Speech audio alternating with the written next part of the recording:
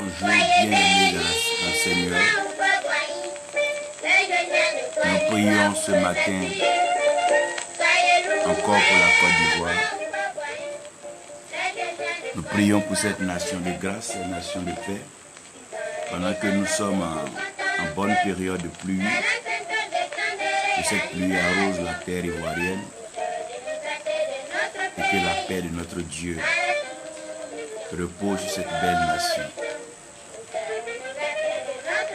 Que le Seigneur honore tous ceux qui ont contribué au développement de cette nation et tous ceux qui ont participé à rendre cette nation grande. Merci Seigneur pour la Côte d'Ivoire. Merci de bénir toute la Côte d'Ivoire. Paix dans la Côte d'Ivoire. Paix dans la Côte d'Ivoire. Paix dans la Côte d'Ivoire. Au nom de Jésus Christ, notre Seigneur et notre Sauveur. Amen. Nous sommes en train d'écouter une mélodie qui honore donc le Père fondateur de la nation. Et je crois par la grâce de Dieu qu'au travers de ce message, au travers de cet enseignement, j'aimerais, selon l'Esprit, vous apporter dans une certaine profondeur de la révélation concernant la Côte d'Ivoire. Et dans cette Côte d'Ivoire, nous devons savoir que Dieu aime le pays et donc que l'amour demeure la solution à tous les problèmes de la vie. Et nous prions surtout pour la restauration de la Côte d'Ivoire, la restauration de la nation. Et notre prière, bien sûr, c'est que toutes les nations sortent de la captivité.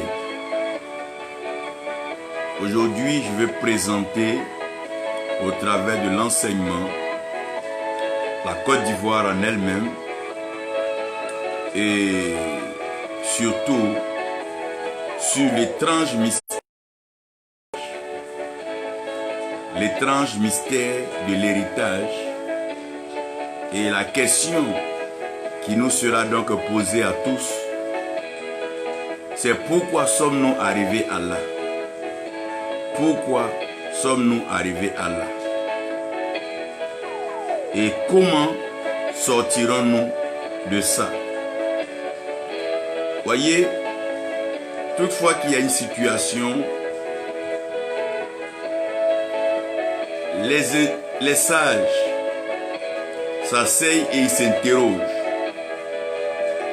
Et l'interrogation des sages est fondamentale.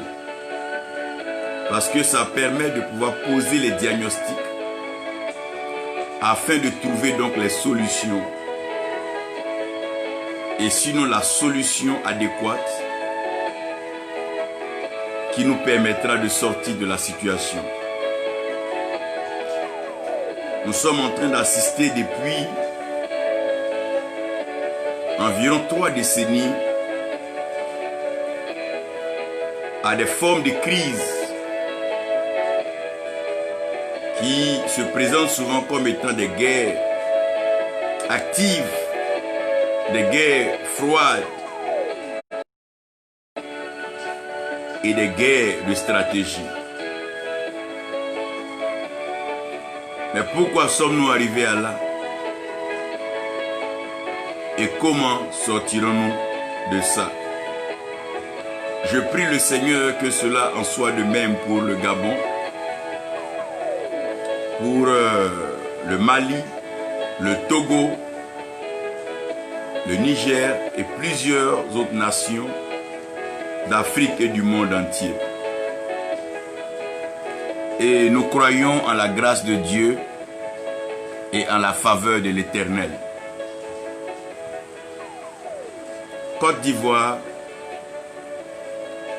l'étrange mystère de l'héritage.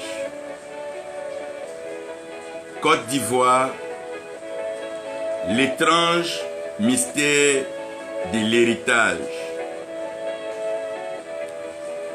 Et ici, j'ai 3 portions d'écriture à présenter. Et je crois que nous aurons l'occasion et chacun aura le temps de lire ces écritures-là chez lui à la maison. Pour que nous puissions avoir le temps et maintenant même d'entrer dans le vif du sujet. Donc dans notre introduction de base, j'aimerais donc vous rappeler ici que toute nation est une personne. Donc toute nation est une personne, toute nation est une famille et toute nation est un peuple. Quand Dieu s'adresse à Abraham en Genèse 12, Dieu dit à Abraham, je ferai de toi une grande nation. Donc, puisque moi, Dieu, je ferai de toi, Abraham, une grande nation, toutes les familles de la terre seront bénies en toi, Abraham. Donc, la famille qui choisit de te bénir, Abraham, fait bien, parce que moi, Dieu, je bénirai cette famille. Mais la famille qui te maudit, moi Dieu, je maudirai cette famille. Donc, en Abraham, Dieu voit une nation. Mais à la longue, nous allons nous rendre compte que le petit-fils d'Abraham, du nom de Jacob, Jacob aura donc 12 fils. Donc avec la famille des 12 fils, il va donc représenter le fondement de la maison d'Israël. Donc la famille de Jacob devient la nation d'Israël. Avec le temps, et bien sûr, la reproduction et la croissance, un peuple parlera une langue, la langue juive, la langue hébraïque, écrivant deviendra donc cette nation. Donc quand je vous parle de la nation, je vous parle d'un homme, je vous parle d'une famille et je vous parle d'un peuple. Donc pour mieux comprendre l'esprit d'une nation, il faut comprendre l'esprit d'un homme. Pour mieux comprendre une nation, il faut comprendre un homme. Il faut connaître un homme. Il faut regarder un homme. Il faut regarder une famille. Et il faut regarder un peuple. J'aimerais tout de suite vous parler de l'homme Félix Houphouët-Boigny. Je vais vous parler donc du père fondateur, le père de la nation. Lorsque je vous parlais un peu de la Côte d'Ivoire d'en haut et de la Côte d'Ivoire d'en bas, je vous avais expliqué un peu le lien entre Abraham, qui avait donc eu le bélier à sacrifier sur Moridja, et Houphouët-Boigny qui va donc porter le nom du bélier. Donc le nom Boigny qui veut dire bélier. Donc l'homme providentiel, l'homme par lequel Dieu a établi les fondements, les piliers de la Côte d'Ivoire, cet homme s'appelle Houphouët-Boigny. Donc c'est au travers de Houphouët-Boigny que Dieu va établir les fondements de cette nation. Et ce Houphouët-Boigny va croire en l'union puisque son travail serait d'être un rassembleur, un homme d'unité. Et dans cette unité et ce rassemblement, il parviendra donc à inspirer le travail, étant agriculteur donc lui-même, donc cultivateur de la terre, comme Adam et Ève cultivaient donc le jardin. Mais il va vouloir que ce travail se fasse dans la discipline. Donc dans cette discipline, des règles de base seront établies. Et c'est d'ailleurs à partir de ces règles de base-là qu'ils vont s'unir, travailler sans relâche, avec ardeur, pour obtenir ce que nous avons connu, que nous célébrons donc comme indépendance. Il va aller plus loin, sortir de son pays et tendre la main à plusieurs autres leaders assoiffés, donc épris de justice et de liberté ensemble dans ce rassemblement démocratique africain. Ils vont finir donc par négocier, discuter, puisque son langage et son mot fort était le dialogue.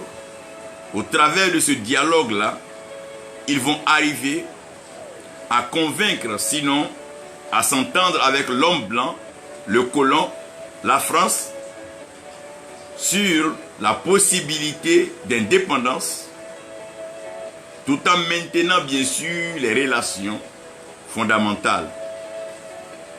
C'est beau et c'est intéressant ici parce que l'indépendance ne pouvait pas être la rupture totale avec ses puissances. Pourquoi? Parce que l'Afrique n'avait pas d'industrie ni d'usine. Comme jusqu'aujourd'hui d'ailleurs, nous n'avons pas d'industrie et d'usine en tant que telle. Puisque nous sommes producteurs de matières premières, à quoi auraient servi nos matières premières s'il n'y avait pas une puissance qui pouvait donc la transformer et la rendre serviable et utile à l'humanité? Que serait devenu notre cacao, notre café, s'il n'y avait pas d'usine quelque part pour en faire donc des chocolats, le Nescafé et tout donc produit à base de café? Ça veut dire que c'était sage, et c'est cela d'ailleurs l'esprit de sagesse qui animait ses fondateurs et ses hommes. Donc ils sont arrivés à comprendre cela par la grâce que Dieu leur a accordée. Et cette grâce-là, elle leur a d'ailleurs permis de pouvoir garder de très bonnes relations avec la puissance occidentale, la puissance qui les a colonisés. Donc bien que ces colons aient un appétit assez poussé de s'enrichir de nos matières premières et de notre sous-sol, ce père fondateur a su tisser des relations fondées, des relations amicales, des relations familiales d'ailleurs, avec la France. Et ces relations ont fait que bien que les autres pays subissaient de plein fouet la rage, la haine donc des colons, la Côte d'Ivoire restait toujours comme un pays choyé, un pays aimé, un pays chéri, un pays approuvé par les colons et par les maîtres donc de ce temps. Il était un chef respecté qui savait se faire respecter par sa dignité. Il n'avait pas la main tendue. Il savait quand parler et il savait à quel moment interpeller chacun, aussi bien africain qu'européen, si c'était une responsabilité et des missions donc de l'Afrique. Ayant apprécié donc cet homme par sa sagesse, son intelligence, la France donc pour maintenir donc son hégémonie et sa puissance sur l'Afrique francophone, va donc l'utiliser, donc se servir de lui comme étant le pion clé de ce que nous appelons donc la France-Afrique. Et dans cette relation, il sera chargé donc de ramener tous les leaders et tous les chefs de l'Afrique donc de l'Ouest vers la France. Il sera donc chargé d'apaiser chaque pays africain de la francophonie et d'essayer de calmer les ardeurs et toutes les tentatives de rébellion, de révolte, de révolution, de sentiments anti-français. Il avait donc une carte blanche et il était autorisé à aller en France comme il voulait. La France était devenue donc sa seconde maison, puisque là-bas il a eu à occuper une fonction très respectable, la fonction de ministre. Et à un certain moment, il a eu les destinées de la Grande France entre ses mains sur 72 heures. Cet homme marque donc la Côte d'Ivoire de par sa sagesse, sa dimension de paix, sa spiritualité et sa compréhension de l'avenir.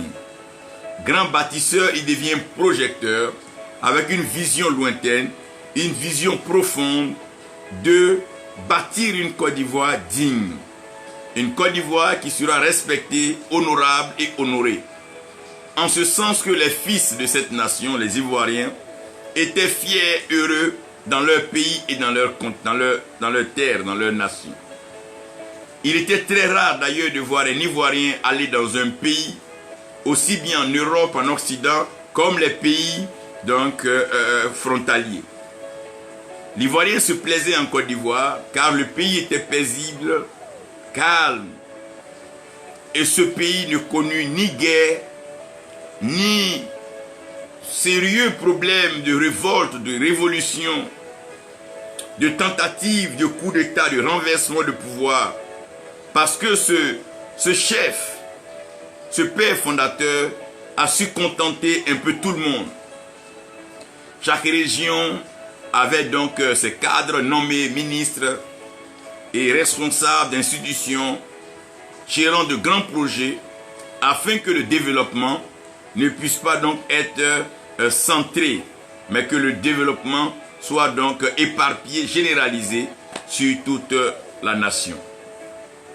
Que Dieu bénisse cet homme et que Dieu continue de bénir sa famille et que le Seigneur continue de l'élever. Là où la préoccupation va commencer, c'est que ce chef est Akan.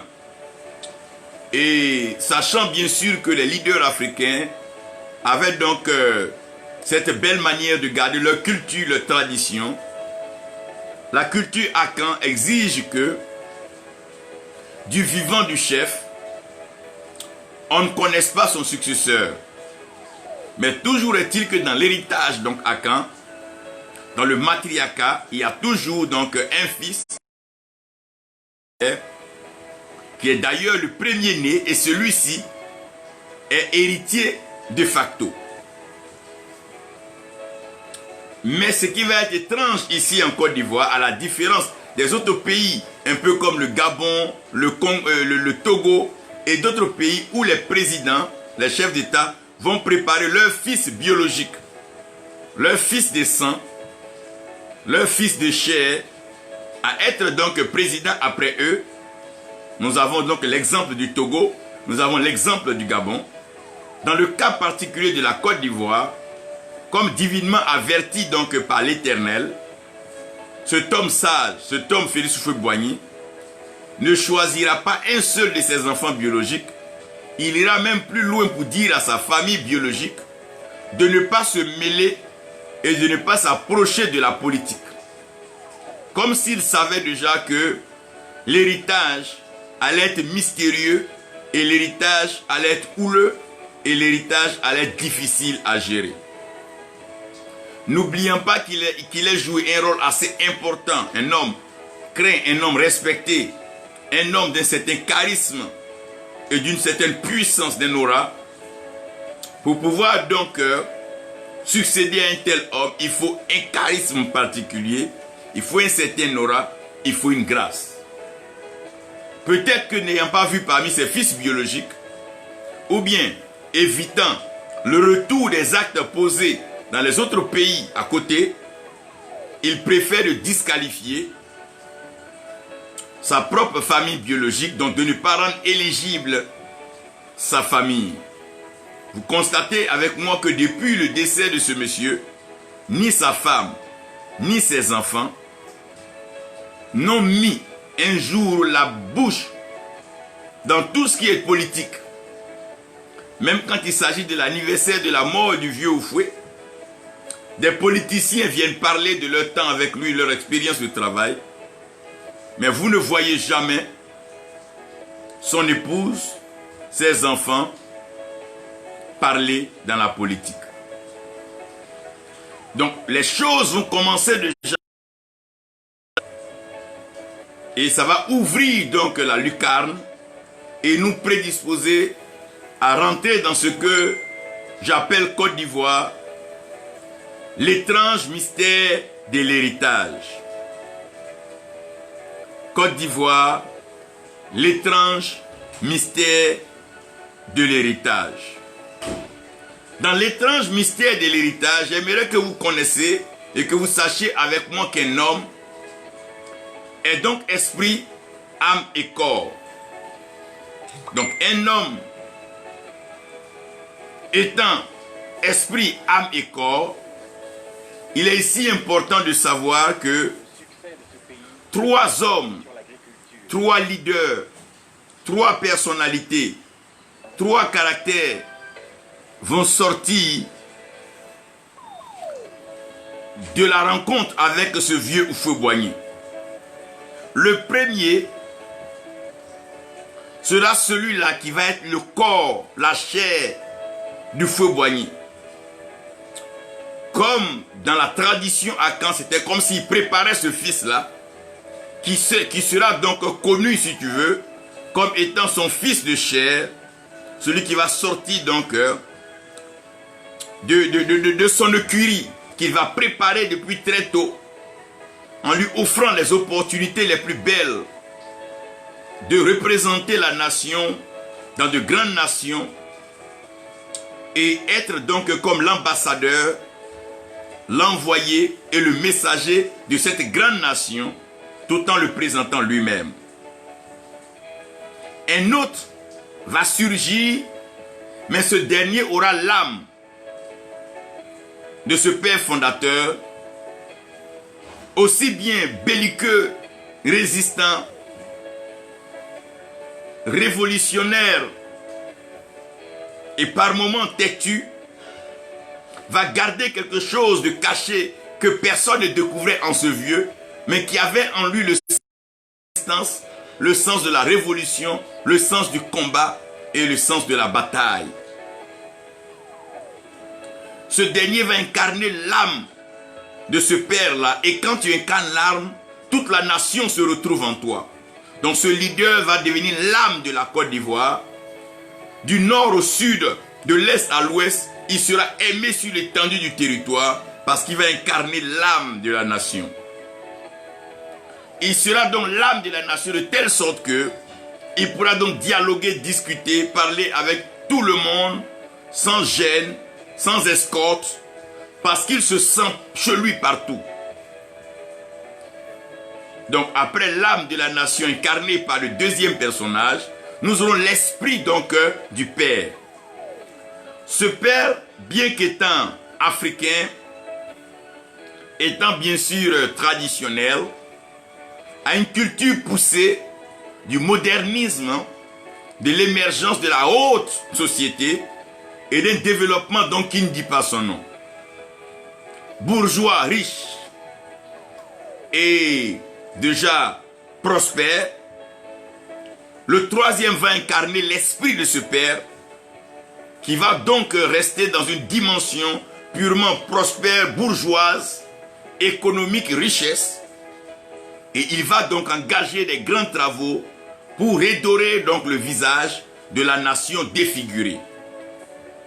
Voici maintenant donc l'incarnation, si vous me permettez, sinon donc la résurrection de cet homme, Félix Houphouët-Boigny, mais en 3 personnes. Donc je ne m'étonne pas, je ne suis pas étonné que l'oufouettisme revient, l'oufouettisme est là, et on parle donc d'Oufoué, parce qu'au fait, dès lors que cet homme n'a pas mis son fils biologique, comme d'autres chefs d'État l'ont fait, alors qu'il avait bien sûr carte blanche, il pouvait demander donc à ses alliés, la France, je mets mon fils, protégez-le, préservez-le, mettez-le au pouvoir. Mais 3 personnes vont sortir donc de sa présence, de sa personne. Vous savez, avant, on n'accordait pas une grande responsabilité à quelqu'un sans entrer dans une alliance ou un pacte avec la personne. Par exemple, chez les Akans, quand quelqu'un doit gérer tes trésors, il faut qu'il te fasse certaines promesses. Soit il te mettait la main sous la cuisse et il jurait de ne pas te trahir. Donc voilà présenté les 3 hommes et les 3 personnes avec lesquelles la Côte d'Ivoire va compter, avec lesquelles la Côte d'Ivoire va avancer, avec lesquelles la Côte d'Ivoire va connaître donc tout ce que nous sommes en train de connaître. Et ma question fondamentale, c'est comment sortirons-nous de là? Si nous savons pourquoi nous sommes arrivés à là, alors pourquoi ne pas chercher à sortir de là?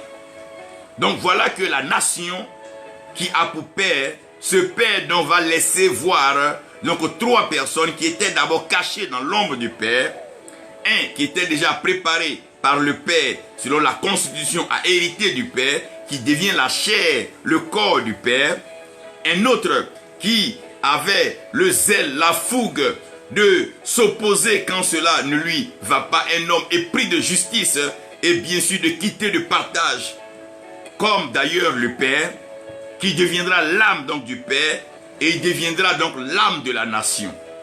Parce que c'est l'âme, donc par l'âme que nous avons les affiliations, les fibres et bien sûr les relations amicales.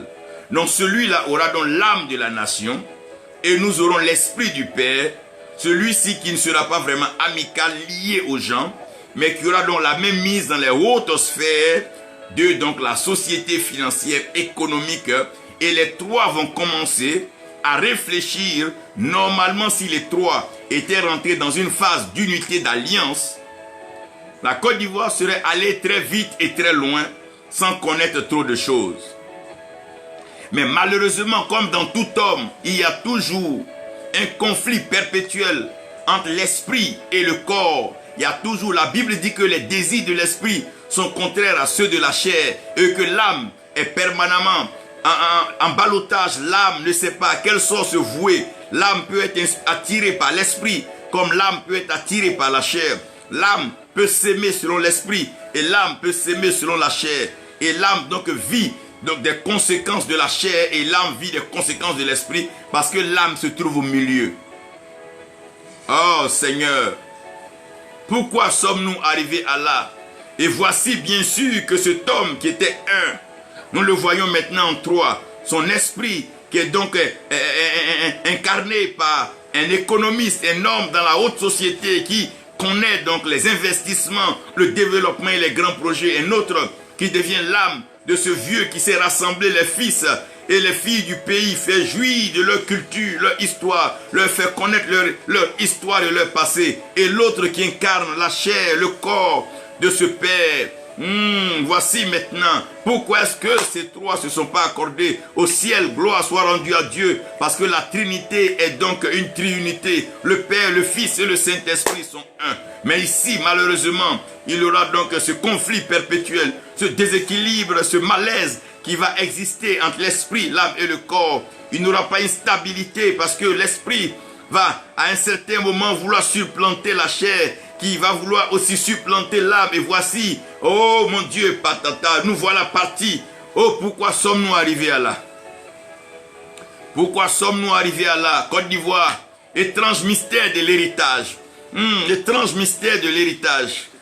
Côte d'Ivoire, étrange mystère de l'héritage. Je veux maintenant parler de ce déséquilibre entre la chair, l'âme et l'esprit. Vous savez, souvent tu es un homme, ta chair veut quelque chose, ton esprit veut une autre chose et ton âme est à part. Frère, regardez un peu, à cause donc de ces 3, parce que ces 3 viennent chacun avec un projet, avec un plan, avec une vision pour la Côte d'Ivoire. Voici que les problèmes vont commencer. Les problèmes vont commencer. Oui, ils sont 3. Et nous savons que quand il y a 3, le quorum donc du gain est du 2/3. Donc chaque fois que 2 se mettent ensemble, l'autre est obligé de s'avouer vaincu. Je vous ai parlé de ça quand je vous parlais de la Côte d'Ivoire spirituelle. Au ciel, nous avons toujours Dieu le Père, le Fils Jésus-Christ et le Saint-Esprit. Chaque fois qu'il y a un sur la terre, c'est qu'il y a deux qui restent au ciel. Quand Jésus était sur la terre, Dieu le Père était au ciel et le Saint-Esprit était au ciel. Quand Jésus retourne au ciel pour être avec Dieu, le Saint-Esprit vient sur la terre. Parce que c'est toujours au quorum de 2 tiers sur donc une base de 3 qui a le gain. Alors, la Côte d'Ivoire va connaître ce que nous appelons les pactes de triomphe. Les pactes de triomphe, c'est que sur la Trinité, sur les 3, excusez-moi, il y a 2 qui vont se mettre ensemble à un certain moment pour pouvoir donc combattre un seul. Et quand 2 se mettent ensemble sur la base de 3, les 2 mis ensemble deviennent plus forts pour pouvoir donc terrasser l'autre qui est resté seul. Ils gagneraient donc à être 3, à fusionner, à mettre leurs idées ensemble et faire avancer. Parce que chacun avait une mission particulière. Il y avait un donc qui avait la mission de pouvoir faire avancer les choses comme donc la Côte d'Ivoire coulait. L'autre avait donc la mission de venir réveiller la nation, l'âme de la nation pour dire, mais tiens, nation, tu vaux mieux que d'être donc toujours esclave, assujetti par une puissance. Nation, tu peux aller au-delà. Nation, par ta révolution, tu peux avoir ton autonomie et arriver à être toi-même. Et l'autre qui va dire, ben tiens, nous sommes dans un monde très globalisé, un monde donc assez géré, pour que nous puissions nous développer, nous avons besoin de rester toujours avec ce monde-là, bénéficier donc des grands dons, des grands prêts, des grands fonds, et mettre notre pays à un certain niveau. Quand le pays va rentrer dans le concert des grandes nations, il y a des choses qui se décideront d'elles-mêmes. Et nous voici partis dans les pactes de triomphe. Nous voici donc partis, ô Seigneur, dans les pactes de triomphe. Le premier pacte qui va être constaté, c'est donc le pacte esprit et âme. Le pacte esprit et âme. Le pacte esprit et âme. Le pacte esprit et âme, c'est ce que les uns et les autres ont appelé fonds républicains.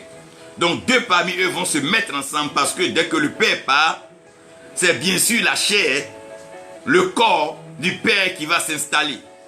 Parce que vous allez voir dans la conception spirituelle, Dieu a pris d'abord la poussière de la terre, il a modifié la poussière de la terre et il a soufflé bien sûr dans l'homme ce que nous appelons l'esprit, et c'est après que l'homme est devenu une âme vivante. Donc à terme de parution, la chair a été d'abord faite, l'esprit est venu et l'âme est venue après. Donc vous allez comprendre que ces mêmes choses-là vont commencer à se manifester progressivement. Donc nous nous retrouvons dans une certaine année 93 et le Père part. Lorsque le Père part, directement il y aura une petite hésitation. Donc déjà les bribes donc, de ce conflit qui va durer tout ce temps, où il y aura donc une interprétation qui permettait soit l'administration de continuer, ou bien une autre qui donnait directement la constitution d'être appliquée, selon quoi le fils de chair s'asseyait et il s'assoit. C'est ce que nous allons donc constater, le fils de chair va s'asseoir. Celui qui va incarner la chair, donc le corps du Père fondateur, va s'asseoir. Et de lors qu'il va s'asseoir, les pactes vont commencer à se mûrir. Les pactes vont se mûrir. Loin de celui qui est assis, les 2 autres savent que dans leur destinée, dans leur plan, conformément à ce qu'ils ont appris du Père fondateur, ils auront leur temps de règne. Et leur temps de règne sont connus. Alors, il y aura donc le premier pacte, que j'appelle le pacte de l'esprit et de l'âme, que les gens vont appeler d'ailleurs donc le front républicain. Et dans ce pacte-là, ils vont aller discuter et voir comment est-ce que arriver à déstabiliser celui qui est là, afin que chacun d'eux puisse goûter donc à ce fauteuil et de jouir de ce trône. Et chacun a bien sûr l'envie d'imprimer de sa marque particulière et d'apporter donc sa contribution à l'évolution de cette nation. Et c'est là que donc ce pacte bien sûr avec l'esprit et l'âme, nous allons arriver à ce qu'on appelle le front républicain. Et ce front républicain va pousser. Ce front va pousser donc celui qui est donc sur le trône à des fautes et à des erreurs. Des arrestations, des privations, des mandats et ceci, cela. D'autres vont se retrouver loin du pays. D'autres vont se retrouver donc liés, malmenés. D'autres vont se retrouver emprisonnés. Et la situation paisible, calme, tranquille, joviale, ambiance belle, de la Côte d'Ivoire. Côte d'Ivoire, ma belle, beau pays, où on entendait parler, on n'entendait jamais parler de guerre, de coups de fusil, de détonation. On n'avait jamais vu cela. On savait qu'on avait une armée, mais on n'avait jamais entendu de coups de fusil. On dormait paisiblement les nuits, n'était pas inquiété. Nous ne connaissions ni couvre-feu, nous ne connaissions plus privation de nuit, mais ce pays était si beau, la circulation du nord au sud, de l'est à l'ouest, les cars roulaient, perles, mer et tout était vraiment merveilleux. Oh, quelle paix! On pouvait se lever à n'importe quelle heure, passer d'une frontière à une autre, aller d'une ville à une autre, sans complication. 24 heures sur 24, le service mon Dieu, de transport était ouvert. Les voies étaient vraiment fréquentées. Les compagnies, tout le monde, la sous-région, se retrouvait à la maison, dans cette maison d'asile, d'hospitalité, de générosité. Oui, bien sûr, où tout le monde était hébergé, tout le monde était abreuvé, tout le monde était soutenu. Voici déjà un pacte va commencer à se nourrir, un pacte va commencer à se tisser. Et ce pacte-là va pousser donc la chair à la faute. Et la chair va commencer à multiplier les fautes, multiplier ses fautes, jusqu'à créer une situation un peu triste et bizarre, incomprise, qui va commencer à disqualifier certaines personnes. Et d'autres personnes se sentiront plus à l'aise sur le sol. D'autres personnes vont commencer à se dire, mais tiens, nous sommes ensemble. On dira, non, non, non, vous n'êtes pas avec nous. Jusqu'à ce qu'à un certain moment, les hommes ne sachent plus à quelle sort se vouer. Il fallait très vite arrêter cela. Il fallait très vite mettre fin à cela. Oui, il fallait très vite rompre ce régime. Il fallait très vite mettre fin à ce régime qui est en train de mettre quelque chose que le père fondateur n'avait jamais mis, n'avait jamais voulu. Voici déjà une situation où certaines personnes commencent à être dissociées, disqualifiées, éloignées de cet héritage, ce partage, ce gâteau beau et merveilleux qui nous revient à tous et tous de droit. Ce qui va se solder par la déstabilisation du corps. Pour une première fois, nous allons connaître ce qu'on appelle donc un coup d'État. Le corps va être frappé. Quand le corps va être frappé, quand la chair va être frappée, ou quand le palais va être frappé, oui, nous allons entrer dans la déstabilisation. Dès lors que le corps est frappé, dès que la déstabilisation arrive, on a comme l'impression que la pensée du père fondateur, les idéologies du père fondateur ne vont plus donc être, parce que pour une première fois, nous avons des âmes à un pouvoir. Nous avons donc des guerriers supposés sécuriser la nation qui se retrouvent donc au cœur du pouvoir. Il va falloir arrêter cela très vite. Arrêter cela très vite pour revenir à un régime plus ou moins civil et constitutionnel. Oui, oui, que les militaires donc retournent à leur caserne et que la belle vie continue, que le pouvoir soit donné à qui de droit et qu'on continue. Là alors, l'âme, sachant que la nation l'a remarqué, que la nation l'a aimé, la nation l'a connu pendant ses prises de position et ses vérités crues annoncées déjà au temps donc du père fondateur, cette âme va commencer à se rapprocher pour dire non, non, non, les militaires c'est vrai vous avez les âmes, mais la nation connaît quelqu'un, la nation aime quelqu'un, allons-y. Et là nous allons entrer dans cette phase. Et cette phase-là, celui qui a l'âme de la nation, lorsque les militaires vont tenir les armes et ils vont vouloir dire que non, le pays leur appartient, l'âme de la nation, celui qui a gardé l'âme, qui connaît la nation, qui l'a parcouru de haut en bas, qui connaît l'histoire, la géographie de cette nation, va finir donc par triompher. Voici alors que les militaires vont retourner en caserne et il y aura une refondation. La Côte d'Ivoire va être refondée comme si on voulait tout de suite déjà balayer donc du revers de la main les 40 ans. Les 4 coudées sur lesquelles le trône, le règne du vent de l'Est s'est assis. Malheureusement, le vent de l'Ouest qui a été utilisé pour taper le vent de l'Est va être écarté car, n'étant pas un régime civil, doit retourner. Il fallait maintenant un civil pour continuer cette action.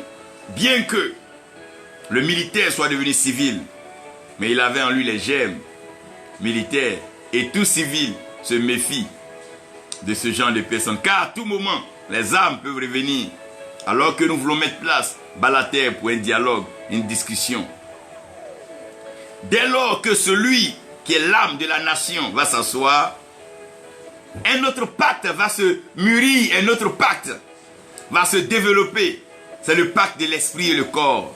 C'est ce qu'on va appeler maintenant le fouettisme, le RHDP. Donc le pacte maintenant, l'esprit et le corps, les deux vont dire, ben tiens, deux se sont mis à l'ombre pour faire un front républicain, à la longue ça a payé. Pourquoi nous deux ne pas nous mettre ensemble, puisque dans tous les cas, quand le vieux mourait, toi tu étais déjà prêt à prendre les affaires, moi déjà je dirigeais les affaires, pourquoi ne pas se mettre ensemble pour aller perpétrer, continuer donc cette œuvre du vieux. Et chaque fois que les deux doivent se mettre ensemble, quand deux doivent se mettre ensemble, ce n'est pas le peuple qui leur demande, c'est eux-mêmes qui jugent bon, selon bien sûr la situation, et ils apprécient la situation, et ils viennent se mettre ensemble pour intervenir. C'est vrai que, pour que cela arrive, il va falloir secouer l'âme de la Côte d'Ivoire. La nation devait secouer dans son âme. Parce qu'à la lieu où l'homme que la nation aimait s'était installé, s'il n'y avait pas de secousses sur la nation, n'était pas secoué dans son âme, il allait être difficile, très difficile, de pouvoir se faire une place. Il fallait secouer l'âme de la nation pour se faire entendre par la nation. Il fallait secouer ce trône, il fallait secouer ce fauteuil pour se faire entendre, afin que la voix porte, et porte bien sûr dans les hautes instances, dans les autres nations, et qu'elle puisse porter bien sûr dans la Côte d'Ivoire.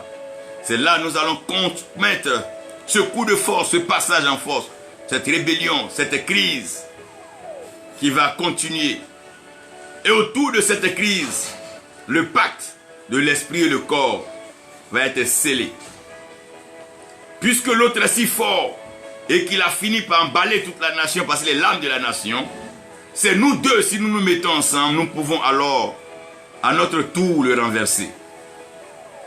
Et voici que ce pacte-là va tenir, qui va être donc le pacte de l'esprit et le corps. Et le pacte de l'esprit et le corps va venir, et c'est ce que vous allez connaître donc en 2010, une élection où l'esprit et le corps vont se mettre ensemble. Vous savez, la Côte d'Ivoire a ces trois vents qui sont très opérationnels, le vent du nord, le vent de l'est et le vent du sud, qui incarnent l'homme, donc l'âme du pays. Seulement le vent de l'ouest est un vent un peu donc... est un vent plus ou moins négligeable. Parce que le leader charismatique donc de l'Ouest, du vent de l'Ouest est tombé aux premières heures de 2002. Donc il fallait un autre homme charismatique, peut-être à l'image donc de ce général qui est tombé, qui pouvait booster, rassembler les fils de l'Ouest et faire peser le vent de l'Ouest. Dès lors que le vent de l'Ouest ne pèse plus, le vent de l'Est donne sa main au vent du Sud, donc l'homme du Sud, donc l'homme, l'âme de la nation, va bénéficier des voix de l'Ouest. Vous allez voir que tout le peuple de l'Ouest, dans son entièreté en général, va pour l'homme de la nation, l'âme de la nation. Cependant, il y a toujours ce trio-là qui est là. Quand deux se mettent ensemble, la probabilité du gain est très élevée. Ce qui va d'ailleurs leur réussir, ils vont se mettre ensemble, ils vont d'abord aller à un premier tour. Les scores vont d'ailleurs démontrer que la différence entre les trois n'est pas vraiment élevée, seulement que l'homme qui avait l'âme de la nation, l'âme du Père, était le plus aimé et la peur, il a majoré, il leur a damé le pion légèrement. Donc quand les deux autres se mettent ensemble, il n'est plus question que ce dernier espère. Ça c'était le pacte de l'esprit et le corps. Donc le pacte de l'esprit et le corps a fait que l'âme de la nation a été déchue.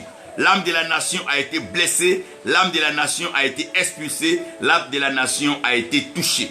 C'est ce qui a été cette crise, cette guerre, où la nation a été défigurée, la nation a été blessée dans son âme. Pour une première fois, on voyait une guerre civile sur la terre de paix, sur la terre bénie. Oui, pour une première fois, on voyait sur cette nation bénie, cette nation de grâce, pour une première fois. Oui, pour une première fois. Pour une première fois. Pour une première fois, sur la terre du vieux Houphouët-Boigny, pour une première fois. Pour une première fois sur la Côte d'Ivoire, le sang coule, le sang innocent, le sang des fils de la nation. Son armée est en combat, en bataille contre des forces qui combattent aussi. Et voilà maintenant, oh mon Dieu, oh étrange mystère de la succession. Ah, étrange mystère de la succession, guerre pour guerre, crise pour crise, bataille pour bataille. Voici un combat acharné entre l'esprit, l'âme et le corps. Personne ne veut se tourner pour regarder à la pensée fondamentale du Père qui est la paix. Mais chacun, tête basse, est engagé dans une guerre, un conflit. Oh, voici que l'âme de la nation est déchirée. Oui, oui, la confiance ne règne plus entre les fils du pays. Mais la méfiance des frères attaque d'autres frères avec le gourdin, le coutelas, la machette. D'autres avec des armes blanches. Oui, même les armes à détonation. Des fils sont brûlés, des fils, oh mon Dieu, se retrouvent chassés et en de leur propre pays, le pays où régnait la paix. Voici maintenant des exilés. Voici des gens qui sont éparpillés dans presque tous les pays. Et chacun est en train de fuir quelque part. Chacun cherche un lieu où se mettre. Oui. Parce que l'âme de la nation est blessée. Et la paix est devenue maintenant une illusion, une utopie. Un rêve lointain que personne ne peut espérer. Oui. Ah, étrange mystère de l'héritage Côte d'Ivoire. Étrange mystère de l'héritage. Voici que l'esprit et le corps viennent maintenant prendre possession de la nation. Et l'âme de la nation est blessée. Celui qui a l'âme, qui incarne l'âme, qui est aimé du peuple, le voilà exilé, expédié loin, très loin, dans un pays lointain, pour l'écarter, l'éloigner même, pour éviter qu'il y ait encore des agitations, des troubles, des crises et des manifestations, des violences, parce qu'on n'en avait jamais vu, jamais connu. Ah non, non, non, non, personne n'espérait cela. Et tout le monde était prêt à jurer sur une Bible dans un temple devant des saints que jamais ce pays ne connaîtrait une telle situation. Voici que nous sommes arrivés à là. Étrange mystère d'un héritage mystérieux. Qui d'ailleurs, le père fondateur a refusé de donner à ses fils biologiques. Parce que quelque part, cet héritage n'était pas un héritage simple. C'était un héritage à pacte, un héritage mystérieux. Oui. Maintenant que l'âme du pays, celui que le pays aime, est loin, et que plusieurs dans le pays qui aimaient le pays sont exilés, dans les pays donc aux alentours, et à l'occasion de rebâtir, de redonner donc un visage, de redonner forme, de redonner une tranquillité, redonner donc une vie, refaire donc peau neuve, que le pays refasse donc peau neuve. Et voilà que le travail du développement va être enclenché avec une harmonie, un pacte assez merveilleux, un pacte assez beau et un pacte assez correct. Jusqu'au point où le parfait amour, sinon pour dire que l'amour par excellence va donc les introduire dans une amitié que, bien sûr, les lieux de crise, de golfe et autres a renforcé. Le cadet va aller donc faire foi chez l'aîné, tellement le voir pour dire mon cher, on a le pays, on a tout le gâteau entre nos mains, on peut tranquillement le développer. D'ailleurs, je te fais un pont. Nous avons eu un pont donc pour le père fondateur, nous avons eu un pont donc pour ce blanc, ce général que nous aimons tous, mais je fais un pont pour toi et ce pont va permettre donc que nous allons à un développement calme, paisible, tranquille. Et pendant que tout le monde avait l'espoir que cette fois-ci, bon, il y avait du calme. Il y avait un calme et ce calme-là, il fallait miser dessus. Parce que pour une fois, on se disait que les vrais héritiers du Père s'étaient retrouvés. Donc nous nourrissions de gros espoirs et nous croyons quand subitement les intentions, les appétits de conservation du trône et du pouvoir ont commencé à se faire sentir de part et d'autre. Dans toute cette action, certains jeunes, valides, certains acteurs se sont fait remarquer. Et ces acteurs-là veulent maintenant leur part principale dans le gâteau. N'étant pas vraiment satisfaits des rangs, bien sûr élevés, mais en second plan, chacun voudrait vraiment jouir de cet héritage plein, de ce trône si beau, si merveilleux, si mystérieux d'ailleurs, qu'avait occupé le Père fondateur. C'est alors que des cadets aux dents longues vont commencer à regarder de loin comme de près ce fauteuil. Et le désordre va commencer progressivement à s'installer. Et le temps aussi était en train de passer, parce qu'après 10 coudées, il devait y avoir un changement. Et comme aussi la refondation est 10 coudées et qu'il y a eu un changement, les 10 coudées approchent et rien n'est vraiment décidé quant à la succession réelle. Les inquiétudes, les questions. Comment est-ce que cela va se faire? Puisque 2010, nous avons gagné. 2015, nous avons reconduit. À quoi ressemblera 2020? Allons-nous respecter nos paroles de base sur lesquelles nous nous sommes accordés? Ou bien y aura-t-il un changement? Qu'est-ce qui va alors se passer? Progressivement, nous allons voir l'image de la préparation de la succession. Parce que les trônes sacrés détruisent souvent leurs successeurs. C'est pour ça l'héritier, il faut le maintenir loin du trône, de peur que le trône le consume avant son temps.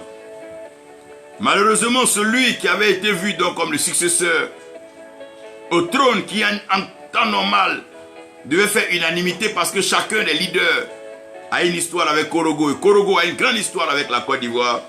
Malheureusement, ce dernier ne pourra pas donc survivre. Que faire dans une telle situation? Celui qui incarne l'esprit dit, ben tiens, j'ai déjà abattu un très bon travail, un travail que tout le monde d'ailleurs reconnaît, même les opposants et ceux qui ne sont pas d'accord avec moi. Au moins sur ce point-là, chacun est d'accord que j'ai bien travaillé, mais je n'ai pas fini quand même mon travail. Pourquoi ne pas apporter certaines améliorations? Pourquoi ne pas pousser plus haut ce développement? Je peux le faire. J'ai encore un peu de jus. J'ai encore quelques années. Je suis encore valide.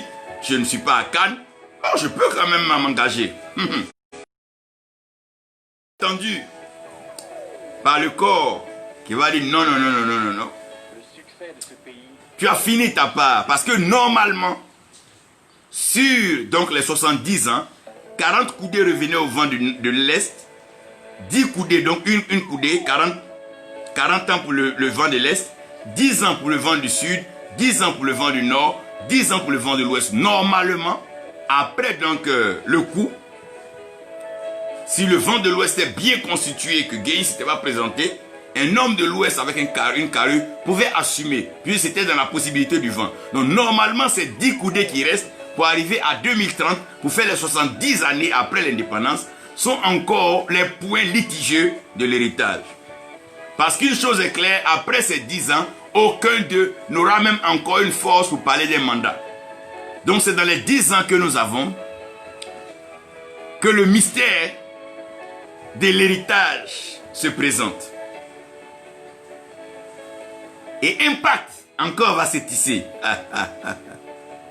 Le pacte qui va se tisser cette fois-ci, c'est le pacte du corps et de l'âme. Celui qui incarne le corps du Père va dire, ben tiens, il y a l'âme du pays qui est encore quelque part en prison, loin là-bas, mais qui est maintenant libérée. Mais pourquoi ne pas aller m'entendre avec l'âme? On fera toujours les 2 tiers. Et comme on sait que le 2 tiers est toujours gagnant, on va venir, on va gagner celui qui est là tranquillement. Donc voici le tout récent pacte qui a été tissé.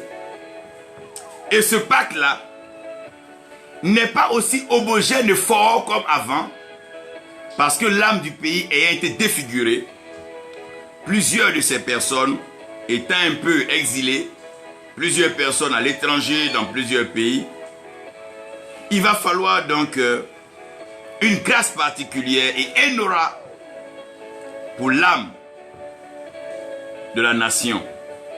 Et comme il y a ce souci de réconciliation, se soucient de pouvoir refaire une Côte d'Ivoire où tous les fils et filles de la nation vont s'asseoir pour discuter, l'âme est encore à l'ordre du jour. Et le corps de la nation est encore à l'ordre du jour.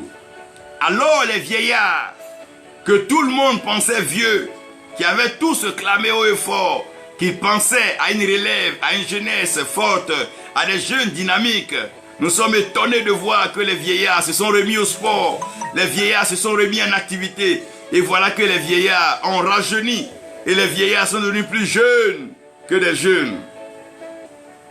Les vieillards sont devenus plus jeunes que des jeunes. Et le même conflit continue entre l'esprit, l'âme et le corps. Mais cette fois-ci, nous avons un pacte particulier. L'âme et le corps, ensemble, pour aller contre l'esprit. L'esprit de développement, l'esprit d'expansion, l'esprit de placer la Côte d'Ivoire dans le concert des grandes nations sera confronté à l'âme du peuple, qui fait que le peuple doit résister à tout ce qui est impérialiste, tout ce qui est force d'opposition, force d'assujettissement, force qui vient piller les richesses de la nation. Et le corps de la nation, celui-là qui est plus ou moins docile, qui sait aider les uns et les autres, qui sait accompagner les autres. Voici que chacun veut encore briguer un autre mandat. Sinon que les trois ont fini, ils ont occupé, ils ont assumé. Mais loin d'être satisfait, chacun regarde les 10 années qui restent. Puisque c'est 7 coudées, 70 ans. Chacun regarde les 10 dernières années qui arrivent. Que nous appelons bien sûr la décennie 2020-2030. Une décennie des surprises. Une décennie assez mystérieuse. Une décennie qui s'annonce par une forme de crise qui paralyse le monde entier. Une décennie dans laquelle des hommes et des femmes de renommée meurent, disparaissent. Une décennie dans laquelle les choses ne sont pas comme elles étaient avant. Une décennie dans laquelle nous connaissons les plus grandes menaces de l'humanité. Une décennie dans laquelle le diable et l'ennemi pointent, se présentent et essaient même d'imprimer sa marque en l'homme, en donc plaçant sa marque sur l'humanité. Oui, une décennie perturbée, où pour une fois, dans l'histoire du monde, les églises se retrouvent fermées, et même les mosquées, les lieux de culte se retrouvent fermés. Les hommes ne sont pas autorisés à tendre la main à d'autres hommes. Les hommes sont venus maintenir une distance les uns des autres. Oui, une décennie assez mystérieuse. Et cette décennie cache le mystère de l'étrange héritage entamé beaucoup plus tôt. Je veux dire 30 ans de cela. Voici où nous nous trouvons. Qu'est-ce qui va se passer et qu'est-ce que l'Éternel est en train donc de présenter? La première des choses, j'aimerais que vous sachiez une chose. Nous aurons ce qu'on appelle l'éveil du peuple. Et la révolution du peuple, ce que vous voyez déjà par les formes de révolution de soulèvement. C'est quoi l'éveil du peuple? L'éveil du peuple, c'est qu'à un certain moment, le peuple se rend compte que le même scénario se répète, les mêmes personnes, les mêmes leaders, les mêmes hommes viennent sur la scène, mettent entre eux une certaine enmité, les innocents meurent et les gens perdent leur emploi, les gens perdent de leur vie, plusieurs sont exilés, mais comme par magie, ces derniers n'ont pas de haine l'un envers l'autre. Ils s'appellent, ils se retrouvent, ils échangent, ils prennent du bon temps, ils se rendent visite. Alors là, le peuple va dire, ben tiens, soit c'est nous qui ne comprenons pas ou bien on nous prend pour des bêtes. Soit ils essaient de nous dire quelque chose que nous ne comprenons pas depuis. Ils font semblant de s'opposer entre eux. Et ils se font des passes majestueuses. Un devient passeur pour l'autre et l'autre devient buteur. L'autre devient passeur pour l'autre et l'autre devient buteur. Et à tour de rôle, c'est eux qui sont en train de jouer le jeu. Et l'héritage est entre leurs mains et ils le gèrent. Pendant que le peuple aussi cherche à dire un mot. Qu'est-ce qui est en train de se passer? La fin des ténèbres et le début de la lumière. Les yeux des uns et des autres sont en train de s'ouvrir.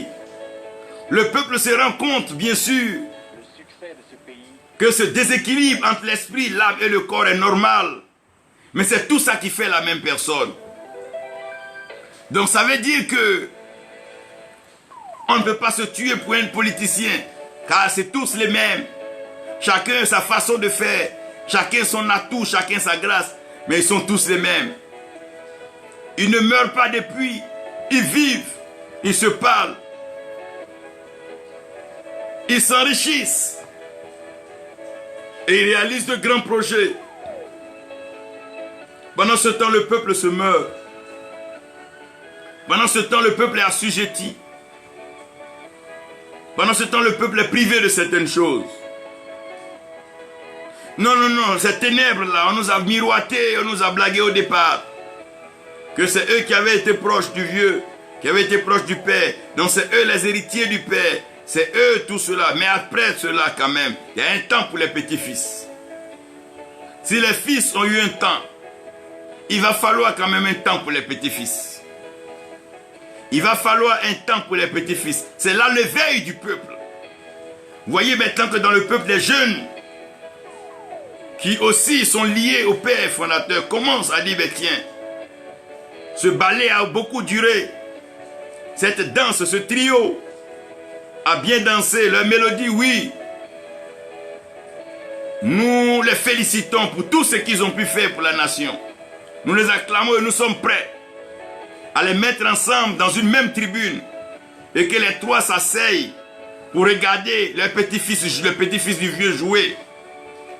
Car le est en train de gagner en intensité. Et il faut du sang neuf pour jouer. C'est vrai que l'héritage demeure. L'héritage ne meurt pas. Mais les héritiers peuvent se succéder. Alors, puisque nous sommes arrivés à là, et comme nous sommes déjà arrivés à là, et que nous sommes en train de voir déjà des révolutions, l'éveil de conscience, des soulèvements du peuple ça et là, et que déjà il commence à avoir des morts d'hommes, que faire? Que faire? Que faire? Allons-nous persévérer dans une révolution populaire? Non. Allons-nous arriver à un soulèvement populaire? Non. Loin de là. Allons-nous donc récidiver le cas malien ou d'autres pays? Je dis bien non. Non. Non. Non. Car nous avons la possibilité d'interpeller les trois leaders. Nous avons la possibilité de rassembler l'esprit, l'âme et le corps. Les mettre ensemble quelque part hors du jeu. Et leur dire de ne pas jouer eux-mêmes. Mais d'être des coachs pour le jeu. Qu'ils coachent le développement. Qu'ils coachent les petits-fils du Père. Qu'ils coachent ceux qui doivent jouer. Le coach existe. Chacun doit trouver son mentor, son coach. Parce que nous voulons voir ces trois leaders assis ensemble, se tenant la main, chanter l'hymne national.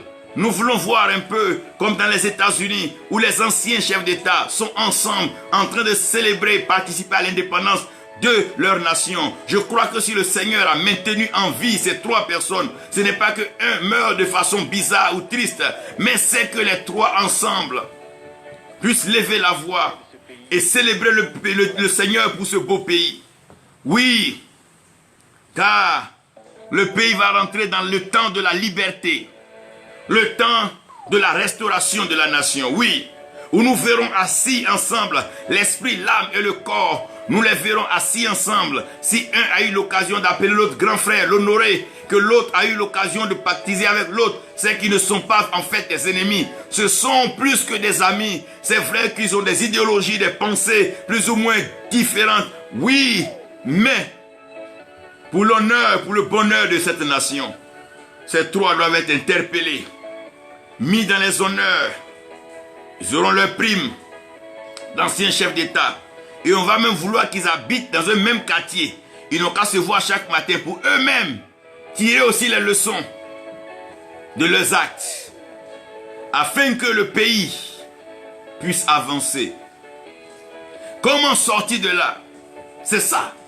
Parce que dans un soulèvement populaire, on risque de sombrer dans une guerre civile, une guerre religieuse, parce que chaque leader a bien sûr ses adeptes qui n'accepteront pas de se faire donc marcher là-dessus. Il y aura donc des révoltes, des crises, des agressions, des attaques. Et frère, lorsque la guerre passe dans un pays, la confiance disparaît. La méfiance s'installe comme une citadelle, bien sûr dit par le père Houphouët-Boigny. Et maintenant, personne ne peut aller dans la zone, dans la ville de l'autre.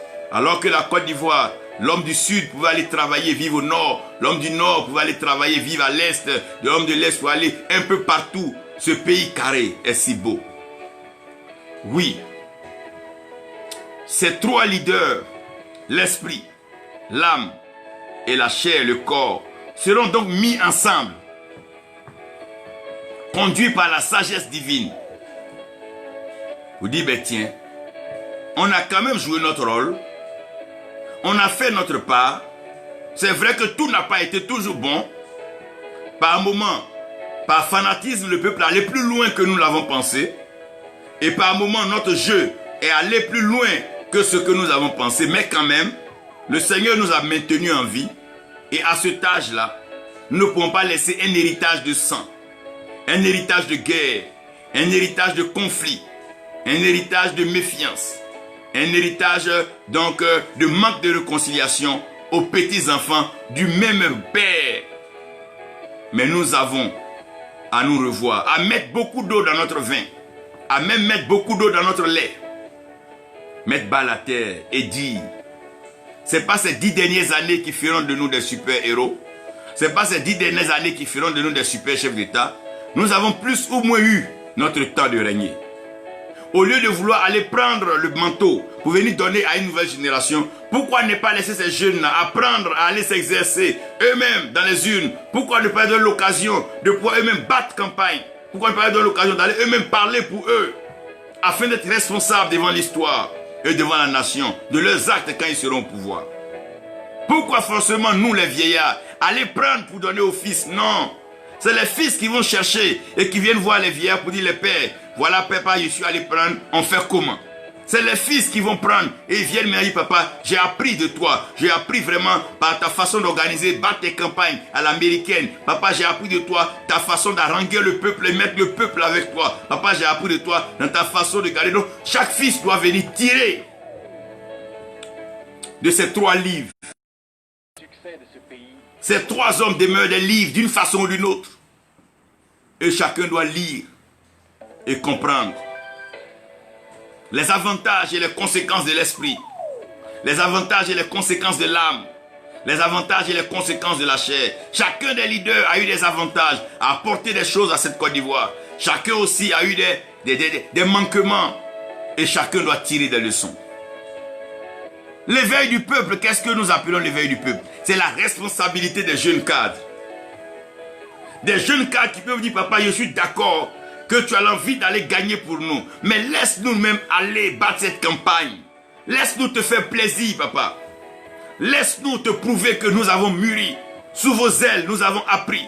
Et que nous pouvons prendre nos responsabilités. Ne comptez sur nous. Ce pays que vous avez bâti, nous n'allons pas le brader, nous n'allons pas le détruire. Nous allons aller plus loin. Oui. Pourquoi sommes-nous arrivés à là? Parce que on a comme l'impression que si les trois ne jouent pas, le jeu ne se joue pas. Alors que le jeu doit se jouer parce qu'après eux, le jeu va continuer, la nation vivra. La même erreur est arrivée parce que tout le monde s'était dit que non, après Houphouët, comment on va faire? Mais Houphouët n'est plus, ça fait combien d'années? Le pays est là. Il va falloir penser à cela. Pendant 30 ans, ils ont joué. Se sont marqués des buts. Mais oui, après 30 ans, il faut que le jeu continue. L'éveil du peuple. Les jeunes du peuple. Des jeunes conscients. Des jeunes qui aiment leur nation. Qui pourront donc parler avec leur père. Pas de façon impolie. Pas de façon belliqueuse. Mais de façon audacieuse, respectueuse et de façon sage. Dis Père, pour vous encore, voilà des crises qui sont en train de naître. Sage serait que vous vous mettez de côté. On ne vous oubliera pas. Vous serez blanchis, nourris, bien traités jusqu'au soir de votre vie. Vous ne manquerez de rien. D'ailleurs, ce que vous avez déjà, vous ne finirez même pas de le dépenser. Mais nous allons encore augmenter, préserver vos acquis. Laissez-nous libérer cette nation. Laissez-nous restaurer cette nation. Côte d'Ivoire, Côte d'Ivoire, Côte d'Ivoire, Côte d'Ivoire, Côte d'Ivoire, Côte d'Ivoire. Oui, Côte d'Ivoire. L'étrange mystère d'un héritage. L'étrange mystère d'un héritage. C'est où le mystère? Ah mon Dieu, le mystère intervient ici. Car en un clin d'œil, sans que les hommes ne s'y attendent, Dieu, oh mon Dieu, est en train de sortir de nulle part, mais de la terre, un fils, un jeune, un petit-fils, en train de sortir un petit-fils qui unanimement pourra convaincre et les pères et la jeunesse. Ce petit-fils portera le drapeau de la nation sur ses épaules. Et ce petit-fils honorera la nation car la paix sera restaurée. La prospérité sera restaurée. Et l'image de la Côte d'Ivoire dans les grandes nations sera restaurée. On ne parlera plus de guerre, on ne parlera plus de crise. On ne parlera plus d'exilés, on ne parlera plus de déplacés. Chacun sera heureux dans sa terre, dans cette nation. Chacun sera heureux de vivre sur la terre. Oui, c'est un mystère, frère, que personne ne peut vraiment prédire. C'est un mystère que personne ne peut prédire. Mais Dieu se le réserve à lui-même. La succession ne dépend ni de la France, ne dépend de personne d'autre. C'est l'Éternel qui établit les rois. C'est Dieu qui établit les hommes sur les peuples. Si ça dépendait que de la France, je ne crois pas que certaines personnes auraient eu un jour à s'asseoir au pouvoir. Et ça dépendait forcément des grandes puissances. Non, c'est des prétextes. Arrêtez cela. Dieu reste Dieu. Et le vent soufflera. L'étrange mystère de l'héritage. Ô Côte d'Ivoire, tu es béni. Nous bénissons le Seigneur pour le Père Foué-Boigny. Nous bénissons le Seigneur pour ces hommes qui ont accompli des œuvres nobles dans cette nation. Nous bénissons le Seigneur pour la vie de ce général Guéhi. Nous bénissons le Seigneur pour la vie du président Bédié. Nous bénissons le nom du Seigneur pour la vie du président Gbagbo. Nous bénissons le nom du Seigneur pour la vie du président Alassane Dramane Ouattara. Seigneur, nous bénissons ton nom pour la Côte d'Ivoire. Nous voulons une Côte d'Ivoire paisible, une Côte d'Ivoire prospère, une Côte d'Ivoire modernisée, une Côte d'Ivoire transformée. Une Côte d'Ivoire qui brille dans les nations, une Côte d'Ivoire qui fait rêver, une Côte d'Ivoire qui attire, une Côte d'Ivoire qui sait convaincre les nations, une Côte d'Ivoire qui sait se faire des alliés, des partenariats dans toutes les nations. Seigneur, nous croyons que tu le fais. Et nous croyons que tu le feras, Seigneur. Merci, Père, pour ta fidélité. Au nom de Jésus. Merci, Seigneur, au nom de Jésus-Christ. Amen. Dans une prochaine vidéo, je vous expliquerai pourquoi tel est l'esprit, pourquoi tel est l'âme, pourquoi tel est le corps, la chair. Vous allez comprendre par leurs œuvres, leurs actions, comment tout cela entre. Maintenant, bénissons le Seigneur pour la Côte d'Ivoire. Une Côte d'Ivoire debout, une Côte d'Ivoire réveillée, une Côte d'Ivoire responsable, une Côte d'Ivoire paisible, une Côte d'Ivoire où les uns aiment les autres et les autres aiment les uns. Une Côte d'Ivoire d'entraide, de soutien. Une Côte d'Ivoire bénie. Une Côte d'Ivoire bénie.